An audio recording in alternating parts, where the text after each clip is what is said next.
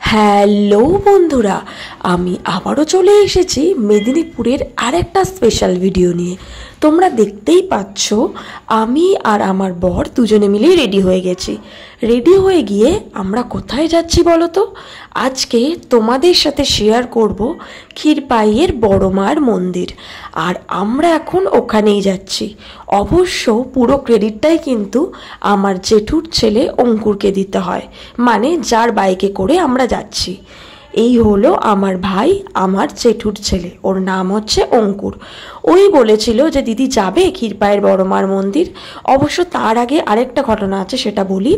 আমরা যেদিন মেদিনীপুরে গেছিলাম সেদিনই বড় মাকে নিয়ে কথা হচ্ছিল, ক্ষীরপাইয়ের বড় মাকে নিয়ে। আমি ওকে বলছিলাম যে আমাদের বাড়ি থেকে ক্ষীরপাইয়ের বড় মার মন্দির কত দূরে?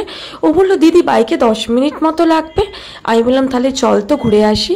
ও বললো ঠিক আছে দিদি, আমি তোমাকে বলবো। যেমন বলা তেমন কাজ। ওই বলল যে চলো দিদি তোমাদেরকে নিয়ে যাব। তাই সকাল সকাল উঠেই স্নান টান সেরে চলে গেছিলাম ক্ষীরপাইয়ের বড় মায়ের মন্দিরে পুজো দিতে। ফেসবুকে বহুবার দেখেছি মায়ের মন্দিরের ভিডিও, দেখেছি কত ভক্তের সমাগম, কিন্তু কখনো ভাবিনি যে আমি আর আমার বর দুজনে মিলে এখানে যেতে পারবো। আমাদের দেশের বাড়ির এত কাছে মায়ের মন্দির, অথচ ছোটবেলা থেকে কখনো যাইনি, আর ভাবিও নি যেতে পারবো। তবে মনে ইচ্ছা ছিল, যতবার ফেসবুকে দেখতাম ভাবতাম বাড়ির এত কাছে, জানি না কখনো যেতে পারবো কিনা। আসলে কলকাতায় থাকা হয় তো, খুব তো একটা যাওয়া হয় না দেশের বাড়ি। তবে এইবারে মা আমার মনের আশা পূরণ করেছে। যাই হোক, তোমরা দেখতেই পাচ্ছ আমরা মন্দিরে চলে এসেছি। পূজা সামগ্রীর জিনিস সংগ্রহ করে মায়ের মন্দিরে চলেও এসেছি। এখানে কিন্তু একটা আলাদা ব্যাপার আছে, এখানে কিন্তু কোনো ব্রাহ্মণ নেই। নিজেদের পুজো নিজেদেরকেই এখানে দিয়ে দিতে হয়। মায়ের বিশাল মূর্তি, উচ্চতা প্রায় 45 ফুট। মায়ের 4 হাতের মধ্যে উপরের একটিতে পৃথিবী প্রতিকৃতি, অন্যটিতে খড়গ, নিচের একটি হাতে সাদা পায়রা, অন্যটিতে নরমুন্ডু। মন্দিরে কিন্তু মার্বেলের কোনো কাজ নেই, ওপরে টিনের ছাউনি আর ভেতরে পায়রার আনাগোনা, আর অবশ্যই ইটের গাঁথনির ওপর টিনের ছাউনিটি আছে। এই মন্দিরে আজ অবধি কেউ নাকি কখনো খালি হাতে ফেরেননি। মা সবার মনের কথা শোনেন। কত দূর দূরান্ত থেকে প্রতিদিন মায়ের কতই না ভক্ত সমাগম ঘটে। গ্রামের মেঠো আঁকাবাঁকা পথ ধরে এই মায়ের মন্দির, যেন এক আলাদাই অনুভূতি হচ্ছিল জানো তো। যখন আমি আর আমার বর দুজনে মিলে মায়ের পুজো দিচ্ছিলাম, মাকে প্রদক্ষিণ করে অদ্ভুত এক মনে শান্তি বিরাজ করছিল। আমরা দুজনেই খুব খুশি যে আমরা বড় মার কাছে যেতে পেরেছি। নৈহাটির বড় মার কাছে তো গেছি, এবার ক্ষীরপাইয়ের বড় মার কাছেও গেলাম।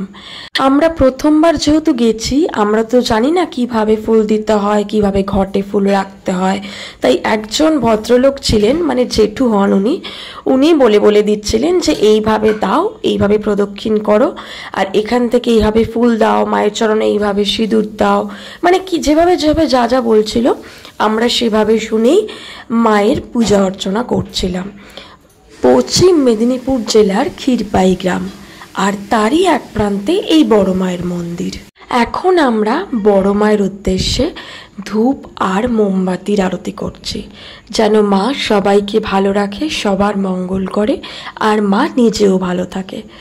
এত সুন্দর মায়ের রূপখানি দেখে সত্যি দু চোখ ভরে যাচ্ছিল। বড় মার মন্দিরের আরতি করে ঠিক বড় মার মন্দিরের পাশেই আরও একটি মায়ের মন্দির আছে। সেই মায়ের মন্দিরেই আমরা এখন প্রবেশ করেছি প্রণাম করতে। দেখো তোমরা, তোমাদের ওই মন্দিরটিও চারপাশেতে যেসব দেবদেবীরা আছেন সেই প্রত্যেকটি এবং মন্দিরের চারপাশের পরিবেশ সবই তুলে ধরেছি যতটা সম্ভব পেরেছি। মহাদেবও এখানে অবস্থান করছেন, আর দেখো কত মানুষ মানতের ডুরি বেঁধেছেন, কত মানুষ মাকে সোনা রূপার জিনিস দিয়ে গেছে। কেমন লাগলো ক্ষীরপাইয়ের বড় মার গল্প অবশ্যই জানাবে, কিন্তু ভালো লাগলে লাইক কমেন্ট শেয়ার করতে ভুলবে না। টাটা।